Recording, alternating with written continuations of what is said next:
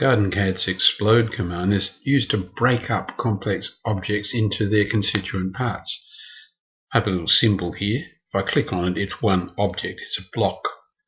It's a rather ugly plant sample, but as you know, because it's one object, just click on it once, copy it, and we can put it down, copies of it, wherever we like in the design.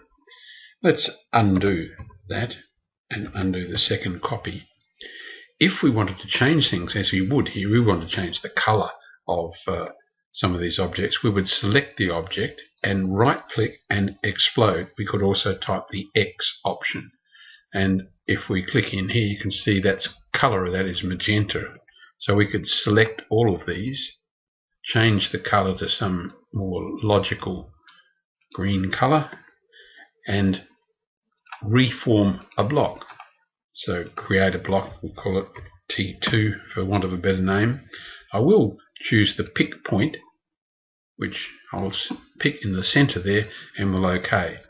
Now it's a block, we can scale it, so we can make it smaller, and of course copy it and stamp it down wherever we want. So we had a symbol, we wanted to break it up into its constituent parts.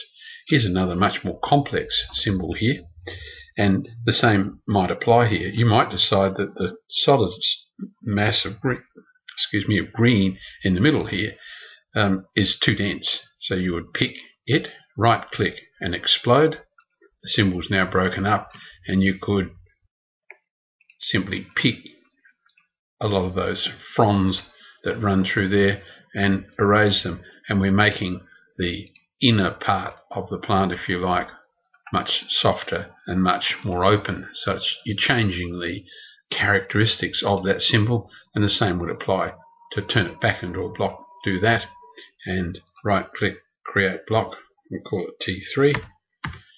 You should use meaningful names, of course. If you think that looks like a native hibiscus, then use the term. Pick point in the center and OK it. Now it's back as a single entity, and we can copy it and stamp copies wherever we want in the design.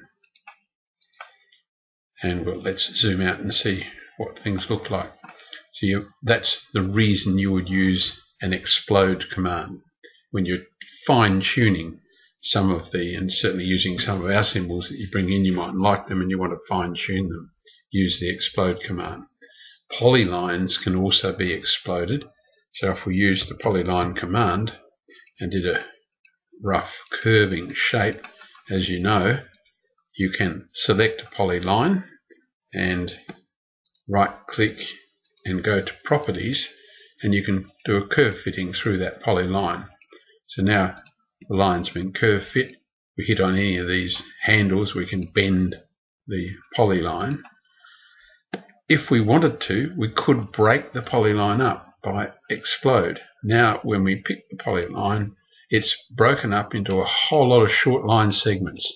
You don't want to do that too often, because it will blow the size of the file up unnecessarily. But you might, for the sake of argument, want to, let's set a window here. We need to explode it again, I think.